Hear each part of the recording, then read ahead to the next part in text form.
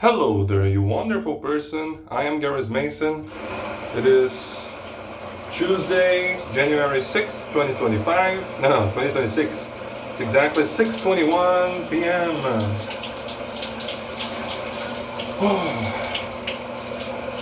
Put a shower vlog here now.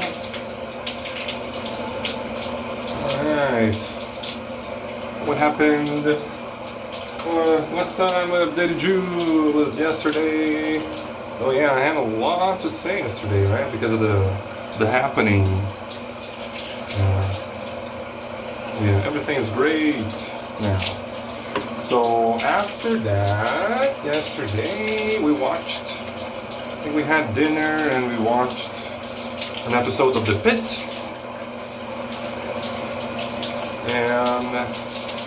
And then I went to bed. Kind of early. It was I don't think it was midnight when I went to bed, yes, last night. Woke up this morning with my alarm at 6 a.m. Decided to stay a little bit longer. So I fell back asleep until 7 a.m. and that's when I woke up.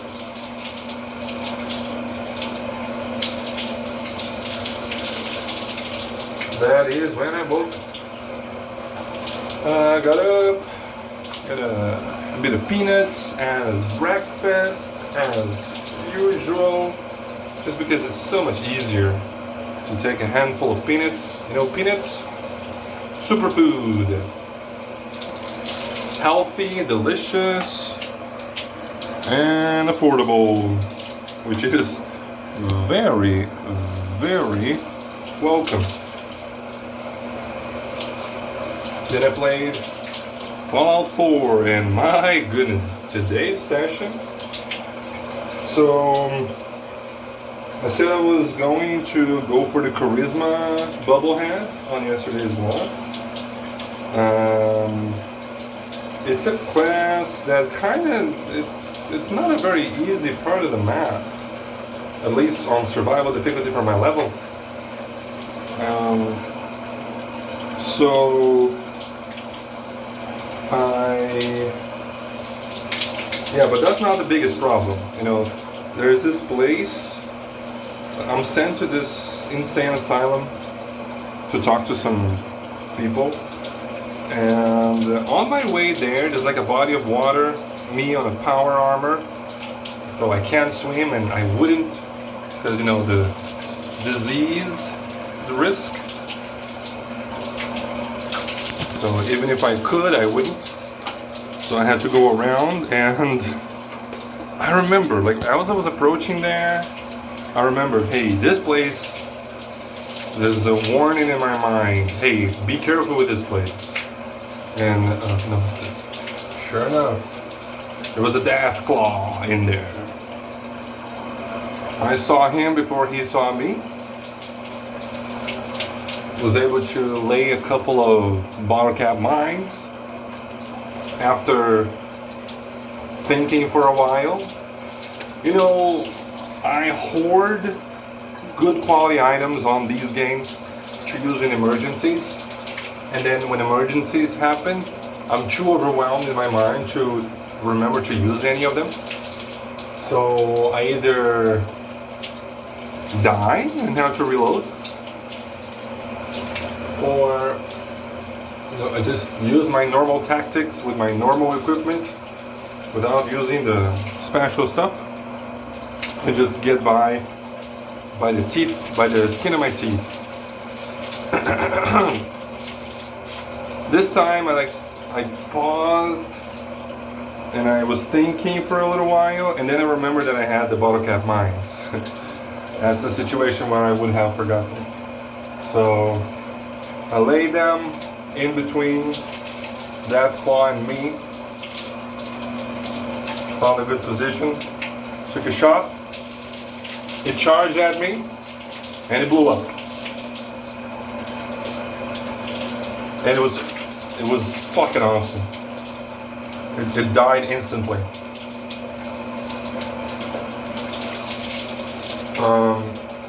So yeah, then I got to the insane asylum, and I, vats to see if there's any enemies around, and the people patrolling, the surrounding areas, they're marked with a red health bar. So I started killing them. I noticed that when I shot one, like, they didn't really turn hostile. I just thought, I'm so far away that they don't even register that there's a threat. But no, those were not hostile at all. Those were the people I needed to talk to. Anyways, I talked to these guys. They tell me to go pick up an item up north, very close by. I go there, kill the raiders, get the item. On my way back, I have the idea, it's safe, I'm going back. I was only with a game on my primary screen. So I was like, you know what, let me put Many a True Nerd on the secondary screen over here. So I watch it while I'm traversing the wasteland. And as I press Windows D, the game crashed. And survival difficulty means it doesn't really save. So I lost a full day. I lost everything that I had done, pretty much. But of course, a lot of it was talking to NPCs, which I can just skip on my second go around. Different things happen on the second run. I didn't get weapons that I had before, and but I got more armor, better armor than I had before. So it was a trade, I suppose. Anyways, between that and dying a couple of times to, I don't even remember what, but yeah.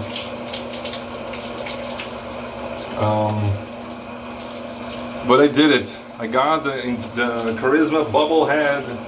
I got the local leader perks, and I did everything I wanted to. So that was a lot of playing today. Like, I played the whole morning and a good half the afternoon. There was a lot of Fallout 4 today. But it's done, man. It's done, and it's nice. It's kind of weird, because I had this very clear objective on my mind, and it's very, it was much more interesting for me to have that one objective that was my own than it is now that I don't really have an objective on my own. I'm just going down the list of missions I picked up, and I'm just completing them as they come along. It's not as interesting, but I guess I always remember Dark Souls 1, Solaire, and the whole aspect, the whole philosophy of going hollow, So if you don't know, Dark Souls 1 has these zombie guys. They're called hollows. They are undead. Undead is like a disease where the person cannot die. So if they die, they just come back to life. And if an undead dies so many times, it starts to lose hope, and it loses its mind, and goes feral, I suppose. Yeah, he just loses himself, right?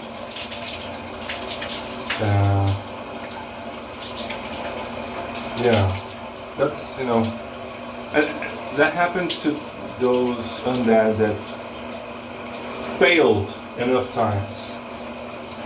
But interestingly enough, that also happens to the ones that succeed in whatever objective they were going for. So they have this one thing in their life that they really wanted to accomplish, this one objective, and then they get to it and they accomplish it. There's nothing else after that. All of their life was about that one objective. And then they do it. And then they go mad. They go feral. They become hollows. Just the same as if they had failed. And what does that teach you? And then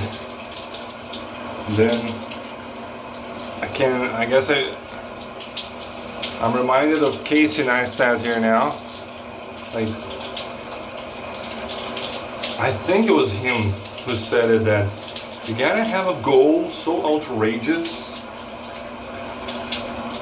that you have to sacrifice everything in order to achieve it, and still you're not gonna be able to achieve it, or die trying, or something like that. I'm butchering completely this, but there is an analogy to life over here. More along the lines of the journey is, as cliche as it is, the journey really is the reward. Much more so than the actual reward. Much more so than the destination itself. The path we walk, just as important, if not more so, than the destination. And I think that's pretty cool. So yeah, that was it. It was just gaming.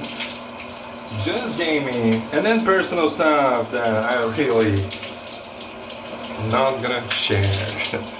Positive. But yeah, personal nonetheless. Anyways, plans. You may have noticed last week I was talking about going to an all-you-can-eat sushi bar. We looked it up. Like, we couldn't do it on Friday because I don't remember what was the reason.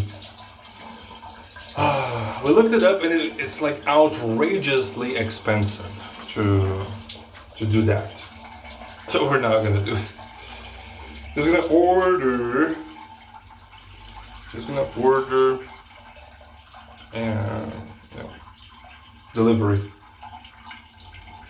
And that's gonna be that. So that's the plan for tonight. A little movie. Quiet Place, I think. That's what we're planning on watching. And yeah, getting ourselves some sushi. Probably sushi. We don't know yet.